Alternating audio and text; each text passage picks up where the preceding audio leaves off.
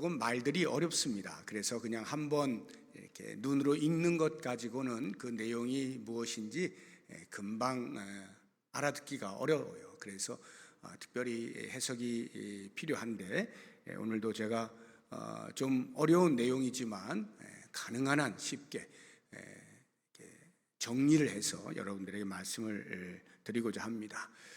호세아 선지자가 당시의 이스라엘 백성들의 그 모습을 보면서 비유로 이렇게 이야기를 했어요. 너희들은 즐겨 쓰지 아니하는 그릇과 같다. 그래서 8절 한번 보시기 바랍니다.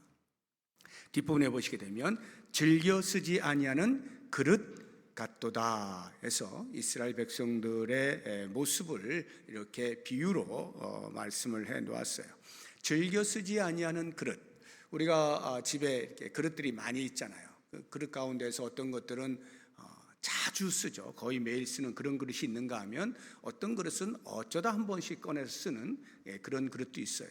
여기 호세아 선지자가 비유로 말하고 있는 즐겨 쓰지 아니하는 그릇이라는 말은 그렇게 가끔 어쩌다 한 번씩 쓰는 그릇, 자주는 쓰지 않지만 어쩌다 한 번씩은 쓰는 그릇, 이런 의미로 말한 것이 아니고요.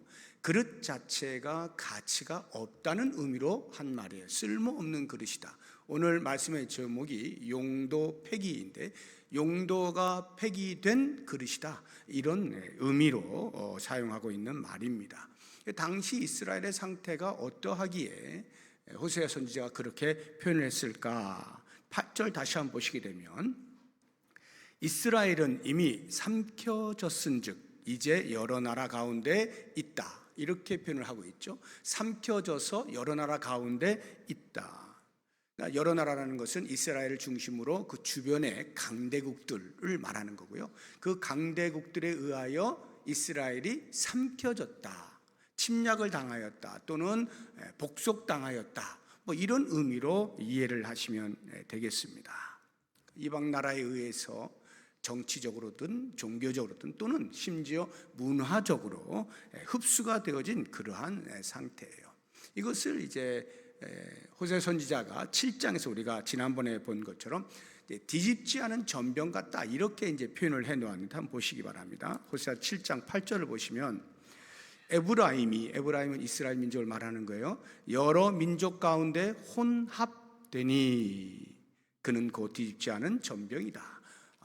혼합이 되었다, 혼합주의가 되었다는 거예요. 그러니까 정치적으로든 종교적으로든 문화적으로든 색깔이 하나님 나라 백성의 정체성을 잃어버렸다는 거죠. 상실했다 하는 이런 말입니다. 그래서 즐겨 쓰지 아니하는 그릇같이 되어버렸는데, 누구에 의해서 즐겨 쓰지 아니하는 그릇이냐 할 때에 표면적으로 볼 때는 주변 강대국을 의미합니다. 주변 강대국에 의해서 찬밥 취급을 받았다는 것이에요. 제가 예배 드리기 전에 입이 좀 꺼끌꺼끌 해가지고 제 방에 껌이 하나 있길래 껌을 씹고 올라왔습니다. 껌을 씹으면 단맛이 나잖아요. 근데 단맛이 계속 있는 게 아니라 이제 그 빠지고 나면 자연스럽게 이렇게 뱉죠. 마치 이스라엘 백성들이 강대국에 의해서 단물 빠진 껌 같은 취급을 받았다, 이 말이에요. 그래서 단물 다 빼낸 다음에는 이젠 쓸데없어 하고는 툭 뱉어버린 그런 취급을 받고 있다는 거예요. 그런데 실제로 이와 같이 주변 강대국에 의해서 그런 찬밥 취급을 받는 것은 하나님께서 허용하셨기 때문에 그렇습니다. 하나님이 허용하셨다는 말은 이스라엘 백성들의 상태를 볼 때 하나님의 징계로서 그들을 사용하셨다는 뜻이겠죠. 그래서 하나님의 백성으로서의 정체성을 상실한 그들에게 하나님께서 징계의 막대기를 대신 거죠. 그렇다고 하면 어쩌다가 하나님의 선민인 이스라엘 백성들이 이 지경에까지 이르게 되었을까 하는 것을 오늘 본문의 말씀을 통해서 한 3가지 정도 그 이유를 찾아보려고 하는데, 제일 먼저 우리가 살펴볼 것은 하나님의 언약을 어겼기 때문이에요. 하나님의 언약을 어겼다. 1절 한번 보시기 바랍니다. 뒷부분에 이는 그들이 내 언약을 어기며 내 율법을 범함이로다. 언약을 어기고 율법을 범했다 하는 말인데요. 하나님의 언약이 뭘까요? 하나님의 언약, 많은 말들을 할 수가 있겠습니다만 대표적으로 말을 한다고 하면 너희는 내 백성이고 나는 너희의 하나님이 된다 하는 이것이에요. 그러니까 하나님과 이스라엘 백성 사이의 관계, 이게 이제 언약인데, 하나님께서 모세를 통하여서 이스라엘 백성들을 애굽에서 나오게 하기 위하여 너 애굽으로 가라 이렇게 명령을 하실 때 모세에게 하신 말씀, 출애굽기 6장 7절을 보시면 너희를 내 백성으로 삼고 나는 너희의 하나님이 되겠다, 이와 같은 말씀을 모세에게 던져주시는 거예요.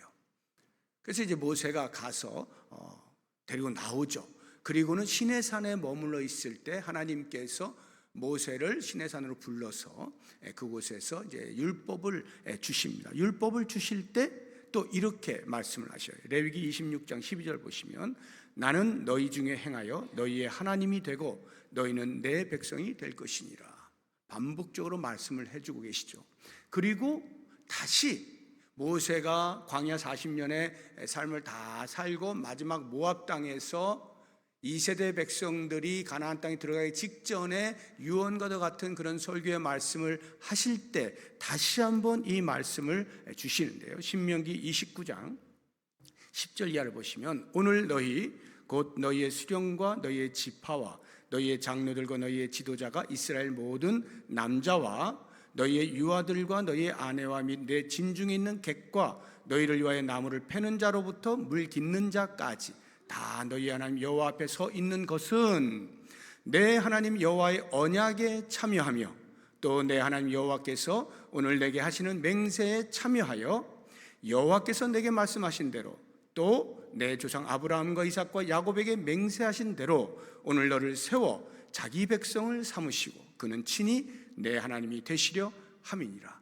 모세는 너무나 명확하게 하나님과 이스라엘 백성 사이의 언약을 알고 있었던 거예요. 그래서 이 세대 백성들을 향하여서 이렇게 하나님의 언약이 주어져 있으니 잊지 말아라, 가나안 땅에 들어가서도 잊지 말아라 하고 말씀을 해주고 있는 것이죠. 그런데 이스라엘 백성들이 그 언약을 어기는 삶을 산 거예요. 그것은 다른 말로 표현하면 율법을 범하였다는 것과도 같은 것인데요. 율법, 하나님의 율법, 많은 율법을 주셨죠. 그 율법의 핵심, 율법을 요약하고 또 요약하면 예수님께서 말씀하신 두 가지로 요약이 됩니다. 마태복음 22장 37절 이하를 보시게 되면 예수께서 이르시되 내 마음을 다하고 목숨을 다하고 뜻을 다하여 주 너의 하나님을 사랑하라. 이 첫 번째고요. 그 다음 39절 둘째도 그와 같으니 내 이웃을 내 자신같이 사랑하라 하는 이 두 가지. 이 두 가지가 모든 율법과 선지자의 강령입니다. 하나님께서 얼마만큼 많은 율법을 이스라엘 백성들에게 주셨을까요? 모세를 시내산으로 불러서 그곳에서 십계명도 주시고 이러저러한 율법들을 주셨는데 이만큼 주셨습니다. 12절 보시게 되면 오늘 본문 말씀 내가 그를 위하여 내 율법을 10,000가지로 기록하였으나 10,000가지나 주셨다는 거예요. 이것은 하나, 둘, 셋, 넷 이렇게 셈을 하여서 정확하게 10,000가지를 말하는 게 아니라 그렇게나 많이 주셨다 하는 이런 의미입니다. 그런데 이 많은 율법이 방금 전에 예수님께서 말씀하신 그 두 가지에 전부 귀속이 되는 거예요. 하나는 위로 하나님을 사랑하는 것, 옆으로 이웃을 사랑하는 이 두 가지, 여기에 모든 율법이 다 귀속이 되는 것입니다. 그런데 이스라엘 백성들이 그 율법을 범하는 것, 지키지 않았다라고 하는 것이죠. 하나님의 백성이 백성됨을 증명하는 길은 율법을 지키는 데 있습니다. 율법에 순종하는 데 있는 거예요. 그런데 이스라엘 백성들은 불순종한 것이죠. 이스라엘 백성들의 불순종에 대해서 예수님께서 두 아들의 비유를 우리에게 주시면서 이것이 불순종이구나 하는 것을 알게 하셨는데요. 마태복음 21장 28절 이하를 보시면, 그러나 너희 생각에는 어떠하냐? 어떤 사람에게 두 아들이 있는데 맏아들에게 가서 이르되 오늘 포도원에 가서 일하라 하니 대답하여 이르되 아버지 가겠나이다 하더니 가지 아니하고, 둘째 아들에게 가서 또 그와 같이 말하니 대답하여 이르되 실소이다 하였다가 그 후에 뉘우치고 갔으니 둘 중에 누가 순종한 아들이냐라고 하는 질문에 너무나 당연하게 둘째 아들이 되겠죠. 겉으로 입으로는 간다 하고는 실제로는 가지 아니한 것을 불순종이라고 하는데, 이스라엘 백성들이 그와 같은 삶을 산 거예요.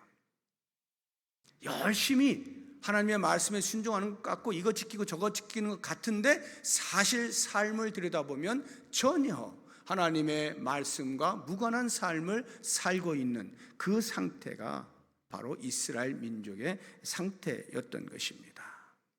더욱 참담한 것은 그렇게 불순종하여 사는 삶을 하나님께서 보시고 깨닫게 하시기 위하여 징계를 주시는 거예요. 징계함으로 야 정신 차려라 이렇게 하는데도 불구하고 그들이 거기에서 돌아설 줄 모르는 거예요. 참 회개를 하지 못하는 것입니다. 그리고는 오히려 이런 식으로 이야기를 하는 거예요. 2절을 보십시오. 그들이 장차 내게 부르짖기를, 이제 징계를 받았을 때 아이고 아프다 하면서 하나님께 말하기를, 나의 하나님이여 우리 이스라엘이 우리가 주를 아나이다. 주님, 우리에게 어떻게 이런 징계를 주실 수가 있습니까? 우리는 하나님의 백성들 아닙니까? 하나님의 자녀들 아닙니까? 그런데 왜 이런 징계를 주시나요? 자기들이 왜 징계를 받는지를 모르는 거예요. 그리고는 자기의 지위에 대하여서 주장을 하고 있는 것입니다. 그런가 하면 나아가서 도무지 자기들의 행위를 돌이킬 생각을 하지 않는 거예요. 3절 보세요. 이스라엘이 이미 선을 버렸으니 더 이상 선을 행할 능력도 없고 의도도 없는 거예요. 그래서 오죽하면 원수가 그를 따를 것이라. 원수가 그를 쫓아서 하나님의 징계의 막대기로 사용되어진다, 이런 말씀을 하고 있는 것입니다. 그러니 이런 자를 어찌 하나님께서 즐겨 쓰는 그릇으로 사용하실 수가 있겠는가 하는 것입니다. 그래서 우리가 이러한 이제 말씀을 보면서 과연 나는 또는 우리는 하나님을 사랑하고 있는가? 하나님의 율법을 귀히 여기고 있는가? 율법을 들은 대로 순종하고자 하는가? 아니 순종하고 있는가? 우리의 순종을 통하여서 하나님의 마음을 기쁘시게 해드리고 있는가 하는 이런 부분들을 깊이 돌아보고 점검을 할 수 있어야 할 것입니다. 두 번째로 왜 이스라엘이 이 지경에까지 이르게 되었을까? 두 번째 이유는 왕을 세운 데 있습니다. 왕을 세우는 것은요, 사사 시대의 이제 마지막 막바지에 이제 사무엘이 있었잖아요. 그리고 사무엘과 그 두 아들도 이제 사사로 있긴 있었습니다만, 그 막바지에 이스라엘 백성들이 사무엘에게 우리도 좀 왕을 세우게 해주시오 하고 왕을 요청을 하는 장면을 볼 수가 있는데요. 그렇게 요청을 하는 이유를 백성들이 이렇게 이야기를 합니다. 사무엘상 8장 4절 5절 보면, 이스라엘 모든 장로가 모여 라마에 있는 사무엘에게 나아가서 그에게 이르되 보소서, 당신은 늙고 당신의 아들들은 당신의 행위를 따르지 않습니다. 당신은 늙어서 이제 더 이상 우리들을 인도하기에 어려움을 겪고 있지 않습니까? 그리고 당신의 아들들이라고 하는 그 두 아들이 사사임에도 불구하고 당신과 같은 그러한 삶을 살지 않으니 우리가 그들을 신뢰할 수가 없어. 그들은 우리의 지도자가 될 수가 없어. 그러니 모든 나라와 같이 우리에게 왕을 세워 우리를 다스리게 해 주십시오 하고 왕의 제도를 요청하는 모습을 볼 수가 있습니다. 사무엘이 당황스러웠어요. 있을 수 없는 일이거든요. 지금까지 하나님께서 직접 다스리시면서 잘 나왔는데 갑자기 주변 국가들, 이방 국가들이 하고 있는 행태를 따라하려고 하니 얼마나 당황스러웠겠어요. 그래서 하나님 앞에 나가서 기도합니다. 하나님, 이거 말도 안 되는 이런 요청을 지금 제가 받았습니다. 이거 어떻게 해야 되죠? 하나님도 아마 마음이 쓰라리셨을 거예요. 이런 괘씸한. 그러면서도 하나님께서는 그들의 연약함을 아시고 야, 들어줘라. 대신에 왕의 제도에 대해서 확실하게 이야기해라. 너희들이 왕을 세우면 반드시 이렇게 해야 된다 하는 경고의 메시지를 반드시 주어라 해서 사무엘이 결국에는 그들의 말을 듣고 어쩔 수 없이 그들에게 왕의 제도를 허락을 합니다. 그런 걸 보게 되어지면 왕을 세웠다 하는 것이 그들이 용도 폐기된 이유라고 보기에는, 직접적인 이유가 되기에는 조금 어려움이 있어요. 어찌되었든 간에 하나님께서 허용을 해 주신 거기 때문에. 그럼 정작 왜 이들이 용도 폐기되었느냐? 그런 왕의 제도에 하나님께서 자, 그러면 나를 대신하여 왕을 세워 그 왕이 나의 뜻을 잘 헤아려서 대리 통치할 수 있도록 해라. 신정 정치를 하도록 해라. 이렇게 경고의 메시지를 던졌는데 그것에 대하여 무시한 거죠. 신정 정치가 제대로 이루어지지 아니한 것입니다. 그 실패로 인하여서 결국에는 그들이 용도 폐기가 될 수밖에 없었다 하는 것인데요. 이스라엘 왕들이 과연 신정 정치에 실패했는가? 그렇습니다. 4절 한번 보시기 바랍니다. 오늘 본문의 말씀 4절 보시면 그들이 왕들을 세웠으나 내게서 난 것이 아니며 그들이 지도자들을 세웠으나 내가 모르는 바다. 이게 무슨 말이에요? 왕들을 세웠는데 그 왕들이 하나님의 뜻을 헤아려 통치하지 아니하고 자기 마음대로 그렇게 다스려 나갔다 하는 이야기죠. 백성들도 역시 마찬가지로 눈에 보이는 왕을 보이지 아니하는 하나님보다 더 의지하였어요. 14절 한번 보시기 바랍니다. 이스라엘은 자기를 지으신 이를 잊어버리고 왕궁들을 세웠으며 유다는 견고한 성읍을 많이 쌓았다. 하나님의 다스리심에 대하여서는 아무런 생각이 없고 눈에 보이는 왕들의 비위를 맞추며 왕들과 함께 왕들을 더 의지하면서 그렇게 살고자 하는 모습을 보였다 하는 것이에요. 실제로 북이스라엘은요, 이제 왕국 그 왕정 정치가 시작이 되어지고 분열 왕국이 일어나잖아요. 솔로몬 이후로 이제 왕국이 남유다 북이스라엘로 나눠져요. 그래서 북이스라엘이 BC 890년부터 멸망하는 722년 때까지 168년 동안 19명의 왕이 다스립니다.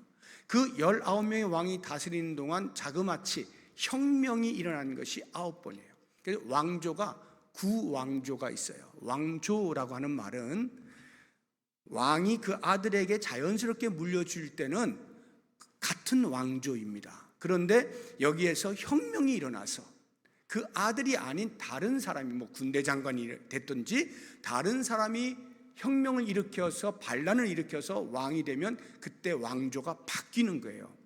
그런데 이런 바뀌는 왕조가 9번이나 있었다는 거예요. 그러면 19왕들 가운데 9번이나 바뀌었으면 거의 평균적으로 2명의 왕 가운데 1번은 혁명에 의해서 일어난 거죠. 이것은요, 권력의 욕심을 가지고 있는 일반 열방의 나라들의 그 왕제도 속에서 흔히 볼 수 있는 그런 모습이에요. 그러니까 하나님의 백성들로서 하나님의 다스리심의 대리 통치의 역할을 하는 그런 신정 정치가 전혀 이루어지지 않았다는 것을 이야기해 주고 있는 것이죠. 심지어는요, 자기들의 정권을 유지하기 위하여서 하나님 앞에 무릎을 꿇고 하나님의 뜻을 묻는 것이 아니라 오히려 주변 강대국에게 가서 손을 벌리는 거예요. 머리를 조아리는 거예요. 조공을 바쳐가면서 우리 좀 살려주시오 이렇게 하는 거예요. 9절 한번 보시기 바랍니다. 9절 보시면 그들이 홀로 떨어진 들나귀처럼 아수르로 갔고 에브라임이 값주고 사랑하는 자들을 얻었다. 값을 주었다는 건 조공을 바쳤다는 거예요. 그리고 사랑하는 자들을 얻었다는 거예요. 강대국을 자기 편으로 끌어들였다는 거죠. 그런데 말이죠, 이러한 자기 편으로 끌어들이는 모습들이 하나님이 보시기에는 인본주의적인 냄새가 너무 나는 거예요. 하나님을 신뢰하지 아니하고 오히려 인간의 힘을 더 의지하는 그러한 모습들, 인본주의적인 이스라엘 백성들을 보면서 하나님께서 어떻게 그들을 즐겨 쓰시는 그릇이 되게 할 수가 있겠는가, 우리가 충분히 생각해 볼 수 있는 거예요. 그런 걸 보면 우리의 삶에도 우리가 과연 하나님의 즐겨 쓰는 그릇이 될 수 있는가를 생각해 볼 때 나는 하나님 아닌 다른 것을 더 의지하고 있는 모습은 없는지를 꼭 점검을 해야 되죠. 나는 하나님만을 신뢰하고 하나님만을 의지하고 하나님의 능력만을 붙잡고 살아가고 있는가 살펴봐야 되는 거예요. 우리가 영적으로 조금만 감각이 무뎌지면요, 하나님은 보이시지가 않기 때문에 하나님을 붙잡고 하나님만 의지한다는 게 쉬운 게 아니에요. 당장 눈에 보이고 손에 잡히는 재물이 더 커 보이는 거예요. 권력이 더 힘이 있어 보이는 거예요. 인맥을 넓히는 것이 훨씬 더 내가 살아가는데 유용해 보이는 것입니다. 그래서 우리도 모르는 사이에 그러한 것들에 우리의 마음이 빼앗겨 하나님을 의지하는 것이 점점 약화되어지는 거죠. 실상은 하나님이 우리의 힘이시고 하나님만이 우리의 피난처가 되시잖아요. 그래서 우리는 오직 하나님만 의지하며 살아야 하는 존재인 것을 우리의 영적인 감각을 민감하게 함으로써 잠시도 잊지 아니하고 계속가해서 하나님은 붙잡고 나아갈 수 있어야 되는 거죠. 이스라엘 백성들이 거기에 실패했기 때문에 하나님의 손에 쓰임받는 그릇이 될 수가 없었던 것입니다. 마지막 세 번째로 왜 그들이 용도표기 될 수밖에 없었는가? 그것은 우상을 섬겼기 때문이에요. 6절 한번 보시기 바랍니다. 6절 보시게 되면 뒷부분에 사마리아의 송아지 이런 표현이 있죠. 사마리아의 송아지. 이게 뭐냐면 북이스라엘로 이렇게 분열이 되어지면서 그 초대 왕이었던 여로보암 1세가 제사를 드릴 때 북쪽에 있는 이스라엘 백성들이 남쪽에 있는 그 예루살렘으로 가서 성전이 거기에 있으니까 그걸로 가서 제사를 자꾸 드리다 보니까 민심이 나누어질 것에 대한 염려가 생겼어요. 그래서 안 되겠다. 예루살렘으로 안 가도 될 수 있게 우리 북이스라엘 땅에다가 제단을 쌓아야 되겠다 해서는 단과 베델에다가 하나씩 남쪽과 북쪽에다 제단을 쌓고 거기에 금송아지를 만들어서 이것이 너희를 인도하는 여호와다라고 하면서 이스라엘 백성들로 하여금 더 이상 예루살렘으로 가지 않도록 그렇게 장치를 만들어 놓은 것입니다. 또 하나는 그걸 통해서 이스라엘 백성들로 하여금 마음에 안정을 갖게, 자기 위안을 갖게 만드는데요. 4절 뒷부분을 보시게 되면 그들이 또 그 은금으로 자기를 위하여 우상을 만들었나니, 자기를 위하여 우상을 만든다 하는 말은 우상을 통하여서 심리적인 안정감을 취하겠다라고 하는 것입니다. 또는 나의 소망이 이루어질 수 있는 수단으로 만들겠다. 그 우상을 통해서 내가 보호받고 있다는 그런 심리적인 안정감을 갖겠다. 이러한 것들. 그래서 여로보암이 바로 그런 민심들을 잘 살펴서 그들의 마음에 흡족하게 우상을 만들어 섬기게 만든 것입니다. 그런데요, 이 우상을 섬기는 것은 하나님이 아주 싫어하시는 죄죠. 11절을 보시면 에브라임은 죄를 위하여 제단을 많이 만들더니 그 제단이 그에게 범죄하게 하는 것이 되었도다. 겉으로 볼 때는 백성들의 마음을 시원하게 해주기 위한 목적으로 제단을 만들고 금송아지를 만들었지만 실제로는 하나님 앞에서 범죄하게 하는 행위가 되었다는 것이죠. 하나님이 얼마만큼 우상 숭배를 싫어하실까요? 그 선하신 하나님이 질투하시기까지 싫어하십니다. 그래서 이스라엘 백성들에게 10계명을 주실 때 첫 번째 계명과 두 번째 계명이 이 우상과 관련되어진 계명이에요. 출애굽기 20장 한번 보시기 바랍니다. 3절 보시면 너는 나 외에는 다른 신들을 내게 두지 말라. 첫 번째 계명입니다. 두 번째 계명, 너를 위하여 새긴 우상을 만들지 말고 또 위로 하늘에 있는 것이나 아래로 땅에 있는 것이나 땅 아래 물속에 있는 어떤 형상도 만들지 말며 그것들에게 절하지 말며 그것들을 섬기지 말라 해놓고 그 뒤를 보시면 나 내 하나님 여호와는 질투하는 하나님이시다. 무엇에 질투한다는 거예요? 나 아닌 다른 것을 섬기는 것에 대하여 질투하신다, 못 참으신다, 이런 이야기예요. 그래서 우상 숭배를 했을 때의 그 대가는 아주 참혹합니다. 이 표현을 보시게 되면 아주 흥미로운 표현인데 7절 앞부분에 보시면 이렇게 표현을 해놨어요. 그들이 바람을 심고 광풍을 거둘 것이라. 바람을 심고 광풍을 거둔다. 여기 바람은 무엇에 비유하고 있는 거냐면 우상 숭배하는 것을 바람이라고 표현을 했다고 하면 광풍은 우상 숭배의 대가를 말하는 거예요. 우상 숭배를 1을 했는데 그 대가는 10을 받게 될 것이다, 이 말이에요. 바람이 아니라 광풍으로 징계가 다가오게 될 것이다, 이렇게 말씀을 하고 있는 것입니다. 그래서 광풍과 같은 심판의 내용을 4절 뒷부분부터 보시게 되면 우상을 만들었나니 결국은 어떻게 된다고요? 파괴되고 말리라. 5절 보시면 사마리아여 내 송아지는 버려졌느니라. 내 진노가 무리를 향하여 타오르나니 그들이 어느 때에야 무죄하겠느냐. 이것은 이스라엘에게서 나고 장인이 만든 것이라. 참신이 아니니 사마리아의 송아지가 산산조각이 날 것이다. 형체도 없이 다 없애버리시겠다, 이렇게 말씀을 하시는 거예요. 잠시 우상을 섬기는 중에 잘 되는데 라고 하는 그런 느낌 받을 수 있어요. 그러나 그 종국은 여전히 마찬가지예요. 7절 보시기 바랍니다.